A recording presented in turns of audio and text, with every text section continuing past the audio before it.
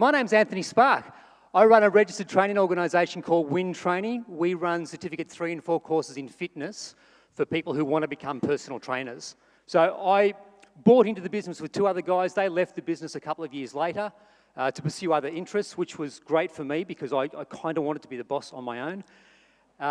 Business was going quite well, and then this thing called government funding came along, which meant our $4,000 qualification was $400 for eligible students.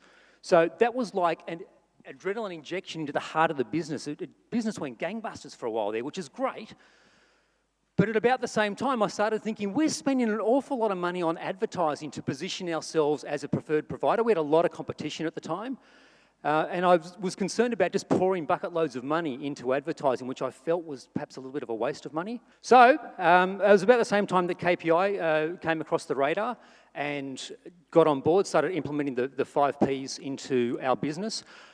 Anyone heard of Stephen Covey? Awesome author. His 6th habit is synergy, which is the whole being greater than the sum of its parts. That's kind of how I see the 5 Ps in the KPI architecture.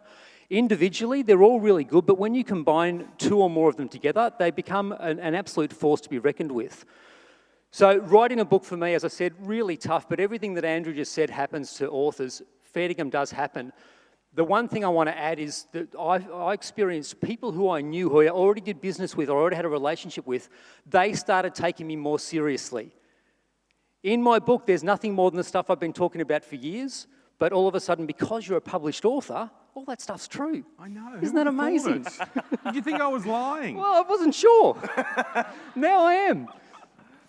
So I wrote a book. Product-wise, we were a one-trick pony. We had one product, Cert 3 and 4 Fitness, that was it. I didn't want to confuse our potential customers by having too many products, which is kind of insane now. So we've gone and built a whole lot of one-day workshops, half-day workshops, seminars, that sort of thing, to try and increase the sales funnel so we get more people ultimately leading to our $4,000 product. So products for me was an absolute game changer.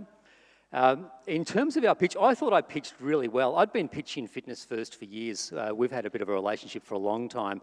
And part of me weathering the storm was trying to get more people involved in my courses. And I thought Fitness First, arguably one of the biggest fitness industry brands in the country, would be a great partnership to try and develop.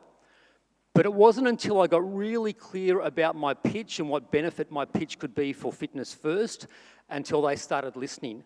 And then I started having partnership conversations with them rather than sales conversations with them. And very proud to say we're running our very first Fitness First personal training course starting next month. I used to look at my business as being kind of like a destination. When I've done this, achieved this, built this, then I'll be happy, which means I've never really been very happy. I now look at business as more of a journey, and I'm loving the journey. Thanks.